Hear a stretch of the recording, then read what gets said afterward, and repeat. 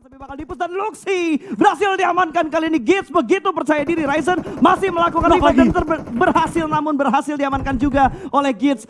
Kali ini tampaknya sangat pelit sebagai game pembuka kita. Betul sekali, garis pesawat yang sangat merugikan untuk tim-tim yang turun di sekitar Gergopol, Rozok, Yasnaya, Shooting Range, Severny, Stalber bagian utara benar-benar dirugikan banget. Kalau circle-nya ke arah bawah dengan garis pesawat seperti ini. Tapi dengan garis seperti ini, kalau circle-nya menuju ke arah utara, ini untung juga karena mereka nggak akan terlalu banyak ngebuang waktunya. Ya, kita bakal kalian juga dari pergerakan semua tim tampaknya sudah menuju ke bagian utara di mana mayoritas tim akan mengambil bagian setengah ke atas di antara Shooting Range, Severny, Rozok, Skull, Yesnaya dan sekitarnya. Tapi ada beberapa tim yang cukup cepat turun di awal-awal termasuk satu pendatang baru yaitu tim Genesis Dogma Gates dan tampaknya zonanya sangat memihak kepada tim-tim yang turun di awal. Betul, ini menguntungkan banget buat tim-tim yang turun di arah awal apalagi buat GD Gates ya karena mereka turun di arah Primox. Mereka bisa memaksimalkan lootingan mereka di sini apalagi tadi ngelihat ada pemain dari Gates juga yang sudah mendapatkan vehicle. Ini bakal menguntungkan banget untuk progres rotasi mereka. Tapi untuk circle seperti ini harusnya mereka memaksimalkan benar-benar lootingan mereka saat ini. Betul, dan kita bakal lihat juga ada pemain yang cukup panas dibicarakan ya. Sepanjang off-season kemarin ada Red Face yang kini bermain di EVOS Reborn. Yap, ini dia EVOS yang baru karena EVOS Reborn dengan line up yang begitu gila. KF kali ini dimainkan berarti yang nggak main Auro. Auro kali ini. Auro nggak bermain untuk di EVOS Esports kali ini di match yang pertama. Udah pasti itu udah dipikirin juga sama manajemen dan juga coach dari EVOS Esports untuk line up seperti apa yang mereka turunkan untuk match pertamanya. Betul, tanpa kita bakal lihat juga kali ini tim yang kembali hadir di PMPL Indonesia. Ada tim 69 Esports yang kali ini dikapteni juga oleh satu pemain yang mengganti nama. Betul, Cep! Itu dulunya Mas Gagat, kemarin juga sempat ganti nama kalau nggak salah di ini, di PMCO. Ya. Di PMCO namanya bukan Cep ya, dia ganti nama berarti 2 kali. Betul, ya mungkin dia pengen ini ya, mencari satu identitas baru. Betul. Untuk diri dia di PUBG. Kalau bahasa umumnya itu kayak buang sial sama namanya, makanya ganti nama baru. Biasanya seperti itu. Biasa begitu, atau pengen ini suasana baru. Nah itu juga bisa suasana baru supaya lebih fresh juga. Dan mungkin lebih mudah diingat orang kali ya. Itu siapa sih kemarin yang nge-headshotin pemain ini? Cep, lebih teringat. Ya, lebih simple lah ya. Lebih simple juga. So, kalau kita bahas dari beberapa tim yang masih melakukan rotasi karena cukup jauh dengan drop zone mereka seperti Bonafide. Kali ini mereka sudah mendapatkan 2 vehicle, 1 bagi digunakan juga. Lootingan mereka belum benar-benar maksimal karena hanya ada beberapa weapon di punggungnya juga. Kita lihat belum ada vest, belum ada tas juga. Paling enak bener kata lo tadi yang tim-tim yang memang turunnya di pertengahan atau di ujung-ujung jembatan lah. Entah Rumah 12 atau Farm, Milta, dari Pierre, Primor, itu enak banget untuk tim-tim yang turun di bagian bawah. Betul, yang PR menurut gue ya, meskipun terlihat enak, itu adalah tim Aerowolf. Gimana kalau kita perhatikan sekarang, mereka ini berada cukup tengah zona, ataupun ya 3/4 zona, tapi kalau dia sampai zona pental ke arah Primors, dia harus lewat jembatan yang pasti akan rame nantinya. Yap, itu dia jembatan. Kalau jembatan kanan itu bakal chaos banget sih. Karena biasanya kalau misalkan bisa nyebrang, itu BTR bakal rotasi duluan.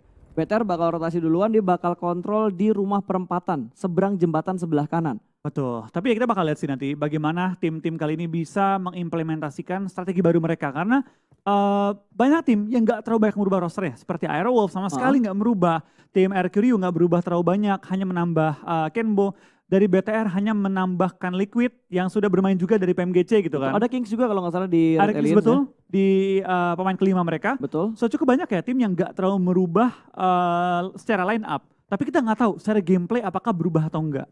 Mungkin karena mereka mendengar apa yang sering lo omongin. Apa yang sudah baik janganlah diubah. Mungkin ya, mungkin.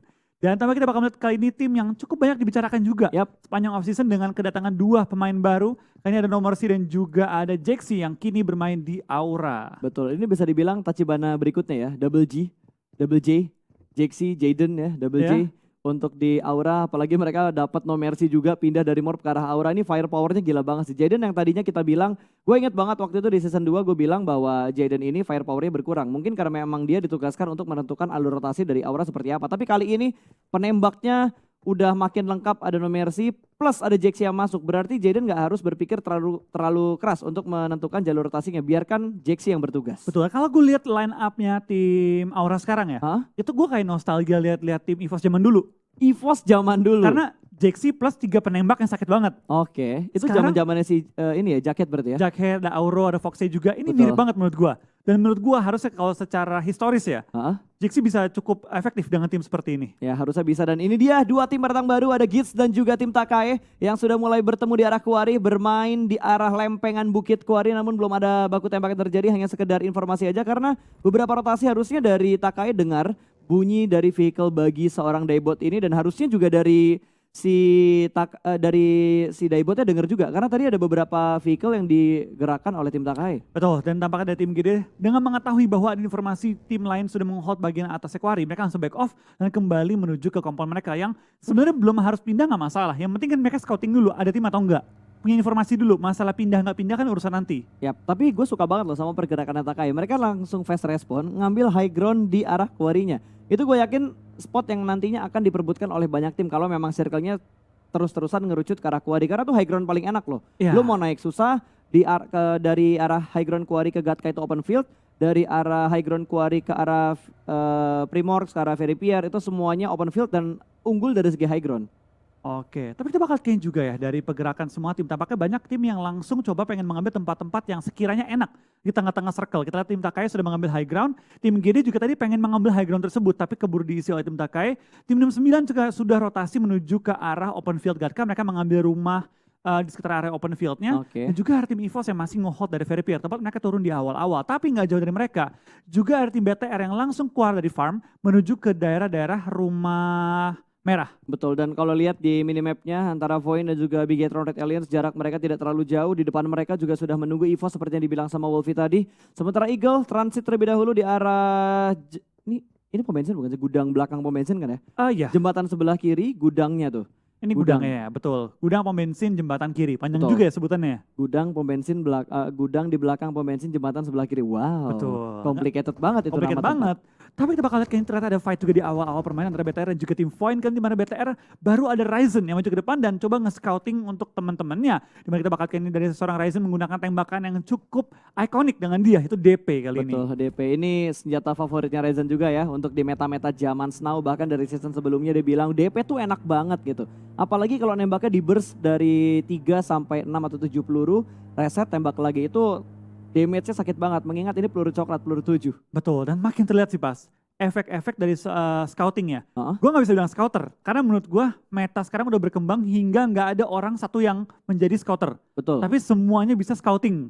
Betul, itu wajib nggak sih? Karena situasional kan, kalau misalkan scouternya mati ya mau nggak mau lo harus punya backup cadangan yang nantinya bakal ngebuka jalan ke depan. Betul, atau misalnya lagi posisinya yang scouter susah untuk pindah. Maka satu orang dikirimkan untuk scouting, tapi tanpa kita bakal kayak ini dari tim BFD. Ucup jatuh dari kendaraan dan kali ini harus tersungkur ke arah tanah karena mendapat pressure dari tim 69. Betul, gue yakin ini kejutan banget untuk pergerakan dari Bonafide karena tiba-tiba mereka dipotong begitu aja karena 69 punya kontrol area yang begitu bagus. Mereka mengambil area high ground. Ini di dekat gorong-gorong sekitar Gatka, tapi sepertinya bakal langsung di backup begitu aja sama seorang Licin. Ada follow up juga yang bakal datang dari arah tim 69. Kali ini dari Bonafide mengurungkan niatnya untuk langsung tabrak dan memberikan backup. Tapi lebih memilih untuk mencarikan informasi terlebih dahulu. Tapi Licin, di belakang dia ada Cep yang bakal datang, harus mundur lagi ke arah belakang. Licin berhasil lolos dari gempuran tim 69 dan 69 kayaknya bakal commit. Bakal langsung ditabrak begitu aja, namun ada counter shoot yang masuk begitu saja kali ini. Dan counternya lebih bagus dilakukan oleh tim 69. Hook mendapatkan kontrol area di arah sebelah kanan. Kali ini Bonafide harus merelakan dua pemain mereka, di mana satu pemain mereka sudah dipulangkan ke arah lobby. Betul, tampaknya Bonafide sulit banget ya untuk menyelamatkan temannya dan malah kehilangan satu player tambahan kali ini. Tapi datang lagi kali ini tim Void yang langsung pengen menubruk seorang Licin, tapi tampaknya Licin sangat licin menghindari tabrakan dari lawannya dan langsung pindah ke arah open field menyusuli seorang Hans for You. Betul, itu untungnya pemain-pemain dari Void semuanya bergerak dengan vehicle mereka masing-masing. Itu berbeda cerita kalau misalkan tadi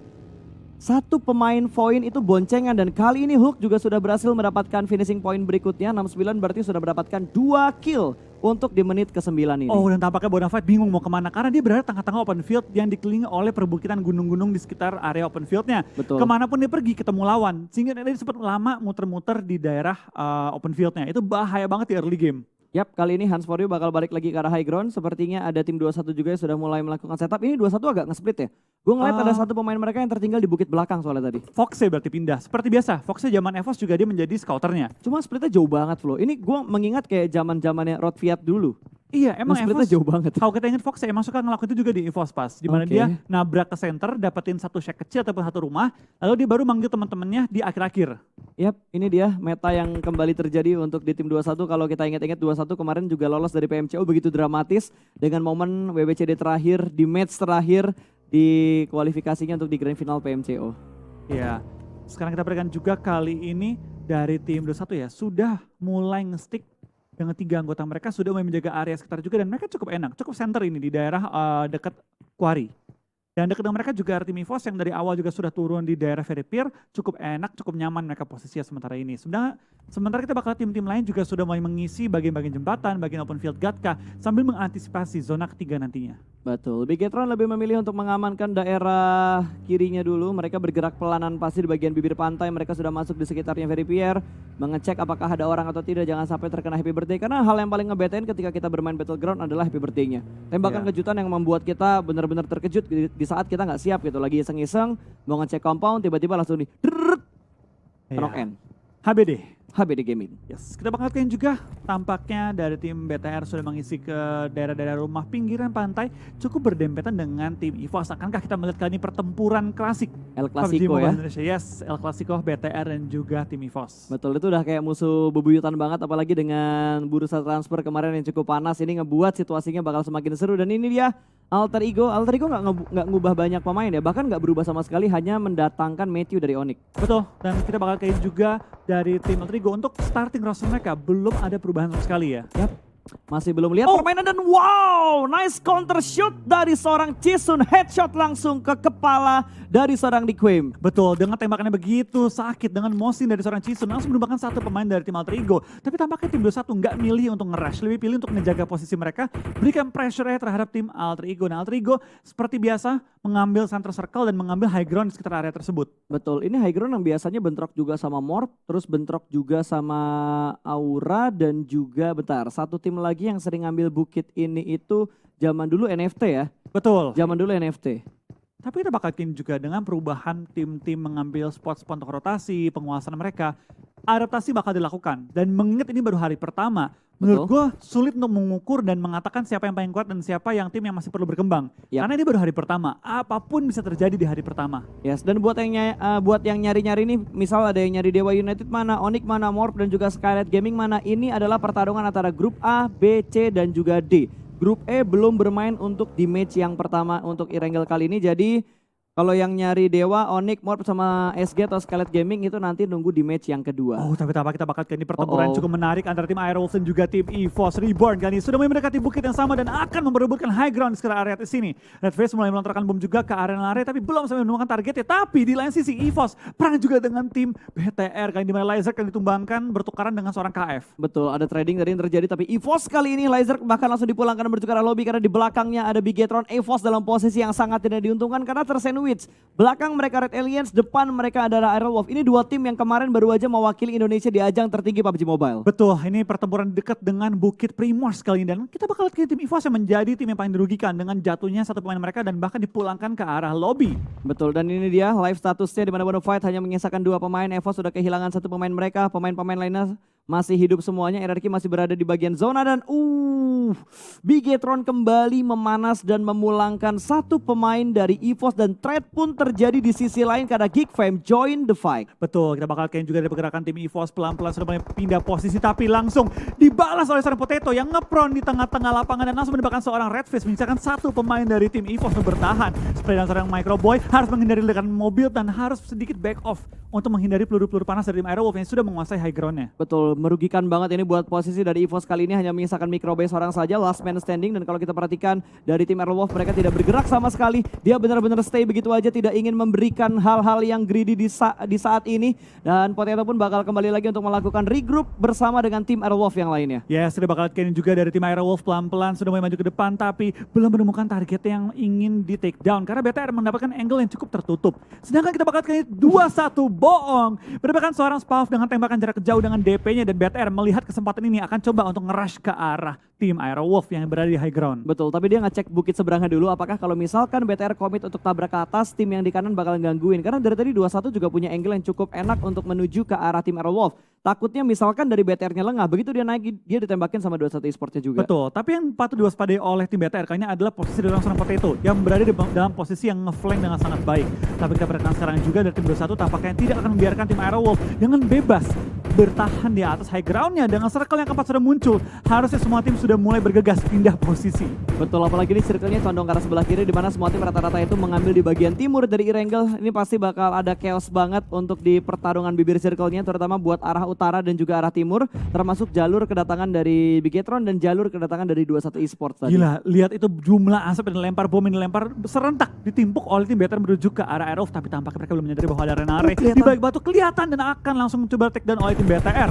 Happy birthday dari seorang Renare berhasil mendapatkan satu, bahkan ingin langsung memulangkan Liquid menuju ke arah lobby. Jump shot dari arah sebelah kiri, masih bermain di arah batu tapi ada backup fire ternyata yang datang dari arah Zuxi. Aerowolf gagal untuk mendapatkan korban berikutnya, namun Liquid tidak berhasil diselamatkan. Liquid terkena knock and dipulangkan ke arah lobby. Bigetron kali ini hanya bisa melanjutkan dengan 3 pemain mereka. Betul, dan Aerowolf mengorbankan satu pemain mereka untuk coba pindah posisi dan bahkan pemainnya mendapatkan 1 poin tambahan. Menurut gue itu win-win banget untuk tim Aerowolf. 3 anggota kabur dan juga dapetin 1 kill. Betul banget, dan kalau kita perhatikan di arah kill feed di mana RRQ juga bertemu dengan tim Aura, trade terjadi kali ini dan Jaxi pun terkenok. Sudah ada 2 pemain yang dikenok, bahkan Jaxi langsung dipulangkan menuju ke arah lobby. Apakah ini happy birthday juga dari Aura? Dan juga 1 tim lagi, ada Betul. GD juga yang bakal perang ternyata dengan Eagle 365. Nate sudah mulai dilemparkan, tidak memberikan damage sama sekali, tapi ternyata ada sedikit splash damage yang masuk dan RRQ berhasil mendapatkan korban berikutnya. Nate bakal dilemparkan ke lantai 2 namun berada di sisi yang lain, tapi 1 pemain dari Eagle sedang berada di arah tangga. Wow, unexpected untuk Nate yang dilemparkan oleh seorang Nichil tadi. Ya, kita bakal lihat juga terjadi pertempuran di semua sisi map. Kita bakal lihat kayak ini dari BTR juga join the fight, tapi ada tembakan dari seorang Nichil menuju ke arah Ryzen yang berada tepat di balik kendaraannya.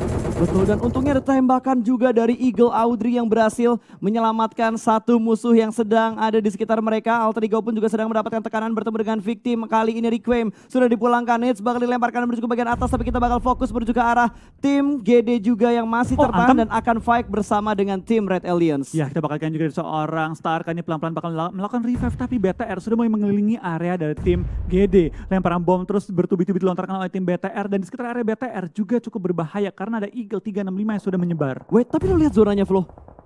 Wow, 50% menuju ke arah laut. Ya, untuk game pertama kita ini merupakan satu kesempatan yang cukup seru ya ditonton. Betul. Di game pertama Ini kita. legend banget untuk circle keempat, posisinya kayak gini. Daratannya benar-benar terbatas ini, Flo. Ya, kita bakal lihat apakah ini bakal lanjut ke air atau bakal lempar ke bagian darat. Tapi harus darat pun bakal tetap menuju sedikit ke perairan. So kita bakal lihat dari BTR dengan 3 anggota mereka harus bertahan di balik asap, menahan gempuran dari tim GD yang masih menahan di bagian high ground mereka. Ini pembuktian untuk GD apakah mereka mampu untuk menghadapi raja dunia di kala itu. Sudah berhasil mendapatkan 1 ternyata Daibot, mendapatkan 1 pemain. Zuxi bakal langsung dilemparkan Nades karena high ground ini bakal berbahaya banget buat Red Aliens. Nades sudah mulai melambung tinggi jauh mengarah ke udara, akan segera meletup namun masih belum bisa memberikan damage cicilan ke arah tim Red Aliens, tapi bakal dipus dan Luxi berhasil diamankan kali ini. Gitz begitu percaya diri, Ryzen masih melakukan revive dan berhasil, namun berhasil diamankan juga oleh Gitz.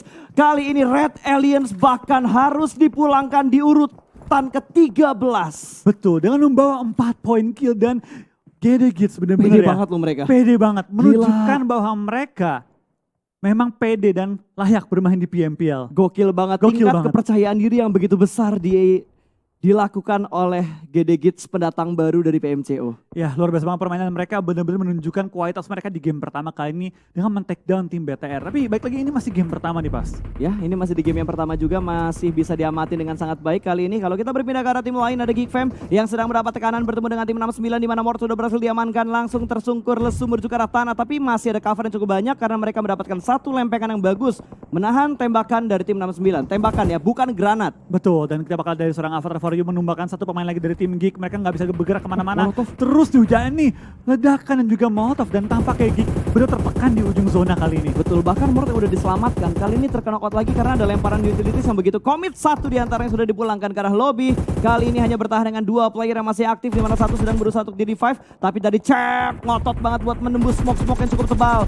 Mungkin ada 7-8 smoke yang sudah di set up di depan dari 69, tapi mereka masih percaya diri. Ada Nate yang dilemparkan, meledak begitu aja, hanya sekedar splash damage yang diterima diterima oleh seorang avatar. Ya, kita bakal lihat dari tim 69 juga tampaknya tertekan, tapi dari tim Geek kali ini harus pindah posisi karena zona mulai menghimpit mereka, dan benar saja Avatar for You ter-take down dengan ledakan bom yang begitu baik, dan kita bakal perhatikan serangan juga dari tim Geek tampaknya keluar dari area mereka dan sudah mulai masuk ke area zona. Betul, dan No Mercy dari Aura juga berhasil mendapatkan pemain-pemain dari tim 69, di mana 69 terlalu fokus tadi menuju ke arah Geek Fam. Kali ini bakal ditahan oleh Mort yang dikenokin tadi. Kali ini Mort yang bakal menjadi palang pintu untuk menahan pergerakan dari 69. Kalau kita perhatikan di arah tim lain, Victim punya compound, dia udah setup smoke juga, dan ada Bonafide yang berusaha untuk meretake compound dari Victim, tapi Victim Rocky kali ini bakal ada spray through the smoke, running shoot untuk mendapatkan korban berikutnya, namun masih belum bisa mendapatkan target yang dia inginkan. Yes, kita bakal lihat juga dari tim Victim tampaknya memiliki satu shack yang sangat mengcover area depan mereka. Takai nggak bakal bisa nembakin ke area Victim kecuali mereka keluar dari shack mereka, dan tampaknya GD bakal bertemu dengan Eagle 365, di mana Just Space akan tertumbangkan, dan GD hanya menyisakan 2 pemain mereka. Betul, tekanan cukup berat kali ini dialami oleh GD, apalagi mereka berada di barisan bibir pantai, di mana itu open field, gak ada obstacle sama sekali, bahkan dari seorang Booms masih bertahan untuk melakukan proning. Kali ini dari GD hanya menyisakan 2 pemain aktif. Yes, kita bakal lihat juga dari tim Boom tampaknya mendapatkan posisi yang sangat-sangat enak nih. Sangat optimal kalau mereka pengen menjaga area mereka dan benar-benar free shot, tapi what a nice shot juga dari tim GD. 6 kill dikantongi oleh tim Gens Dog Magits. Betul, bahkan mereka bertahan di posisi ke-9 dengan 24 orang yang masih bermain saat ini. Boom menjaga angle-nya dengan sangat baik, kali ini tidak membiarkan GD lebih leluasa dalam melakukan pergerakan. Tapi Airwolf, serigala kita terjebak di arah air. Ya, mereka masih berenang saja, dan tampaknya Geek Fam juga bakal tertumbangkan dengan membawa 2 kill di peringkat ke-9. Wait, gue bingung. Granatnya Mort ngebunuh temannya sendiri. Kepantul mungkin ya? Mungkin ada panic attack juga, karena ketika melempar granat udah mulai di-cook, tiba-tiba ada tembakan dari tim lain. Oke, kita bakal perhatikan serangan juga, di mana kita bakal lihat tengah-tengah zona ada satu tim. Tim warna ungu itu belum terlihat ya timnya mana, tapi tampaknya Oh, itu Void. Void ya? Ya bener-bener tengah zona banget. Ya, Void bener-bener ada di center circle, posisi mereka bagus banget untuk kali ini, dan kalau kita perhatikan dari GD, mereka bakal bergerak ke arah kanan, di mana Booms bakal berusaha untuk melakukan revive ke arah start, tapi Victim punya angle ke arah dia, dan Takai pun terspot. Untung tadi Bobs tahu kalau ada satu pemain Takai di seberang sana, kalau nggak sadar itu Bobs yang bakal kenok. Betul, kita bakal lihat sekarang juga dari tim Victim langsung mengirimkan 1 orang untuk menuju ke arah Misery, dan tampaknya dengan asap yang dilempar untuk mengcover vision musuh ini bakal berhasil revive-nya. Dan yang kita bakal lihat ini adalah juga Airwolf yang kayaknya cuma bisa berenang di air, menghindari tembak-tembakan peluru panas dari tim Boom. Ya, tapi so far so good lah apa yang dilakukan sama tim Airwolf. Mereka lebih memilih untuk berenang, tidak terkena tembakan, tapi yang menjadi kerugian adalah mereka nggak bisa nge-counter tembakan yang ditembak sama tim lawan. Iya, itu menjadi PR juga, dan kita bakal lihatlah berapa lama mereka bisa bertahan di bagian perairan. Di lain sisi kita penasaran juga ada beberapa tim yang masih lengkap dengan anggota-anggota mereka. Ada Boom tinggal 3 ya, berarti yang lengkap tinggal Void doang. Betul, Void masih dapat pemain, Aero tinggal 2 pemain, terus Aura 2, Victim 3, GD 2, Boom 3, betul, Boom 3 seperti yang udah dibilang sama Wolfie, dan barusan kali ini dari tim Airwolf mereka kehilangan 1 pemain mereka lagi, berarti hanya menyisakan 1 orang aja. Tapi di sisi lain bakal ada close combat kali ini, Booms harus tersungkur, bahkan tidak hanya Booms pemain dari GD sampai ke GD-nya juga dipulangkan ke arah lobby. Yes, dengan 2 kill dengan peringkat 5 untuk Airwolf, dan tampaknya dari tim Aura juga masih bertahan tanpa cover yang memadai ya.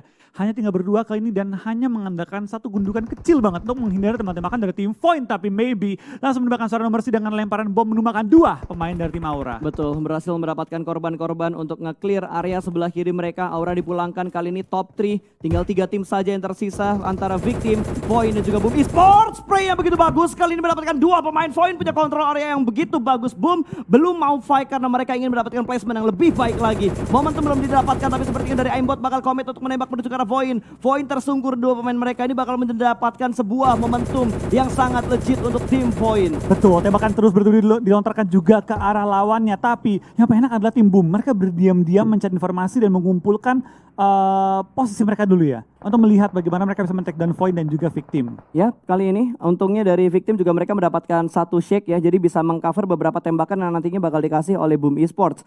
Dan sudah melihat pergerakan Blue Zone yang berikutnya lagi, circle akan mengecil ke arah mana, kontrol area begitu bagus diamankan oleh Victim dan juga Void, di mana Boom juga punya kontrol yang bagus kali ini mendapatkan, ya semua punya beberapa obstacles yang plus minus lah. Betul, kita bakal lihat juga dari tim Boomnya pelan-pelan masih mencari informasi, tapi dari tim Boom mereka tampaknya belum ketahuan oleh tim Void dan juga tim Victim sehingga mereka sedikit diabaikan dulu sementara ini. Tapi zona lagi-lagi dan lagi-lagi menuju ke arah Void yang berada tepat di center dari zona. Betul, kali ini bakal langsung spray break dulu aja, spray through the smoke, bahkan maybe berhasil mendapatkan satu orang, Ponbit juga berhasil diamankan, maybe mendapatkan dua pemain dari Boom dan langsung dipulangkan menuju ke arah lobby dengan vehicle explosion. Kali ini Void mendapatkan 5 poin kill, mereka berada di tengah-tengah circle dan hanya mereka saja yang sudah touchdown di circle ke-6. Betul, benar-benar diuntungkan secara zona dan mereka bisa mengontrol keuntungan mereka. Kita bakal ini dari tim Victim dan juga tim Boom. Ini bakal sangat sulit mereka tembus apalagi untuk Boom yang hanya menyisakan satu player lagi dan maybe kill demi kill di kantong kali mereka, bahkan 3 kill dari total 5 kill timnya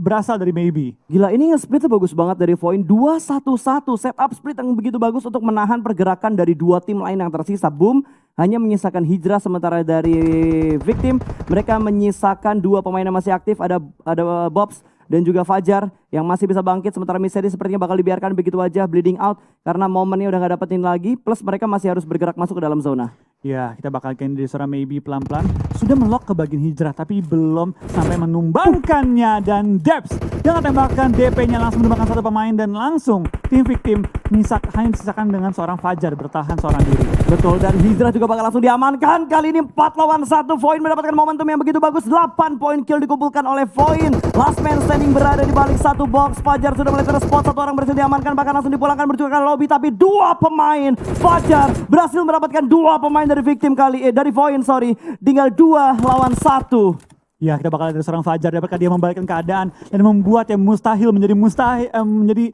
real. Kali ini kita bakal dari Fajar lemparan bom menuju ke bagian seorang Debs yang berada di dalam Shack. Kalau bomnya sampai masuk ke Shack, ini bisa langsung knock Debs juga, tapi tampaknya maybe dan juga Debs masih bermain dengan sangat hati-hati. Kita bakal lihat dari seorang Fajar yang tadinya terlihat sulit, sekarang benar-benar menjadi satu chicken yang mungkin bisa diperoleh oleh Victim. Betul. Poin perlu berhati-hati, nggak boleh terburu-buru karena dengan satu airdrop yang diperoleh oleh Fajar, ini dia menutup angle shot dari semua anggota Void yang tersisa. Ya, tapi kita lihat kali ini maybe punya angle shoot, bakal langsung ditembak, bakal langsung dikeker, clean shot, spray down dan winner chicken dinner untuk Void.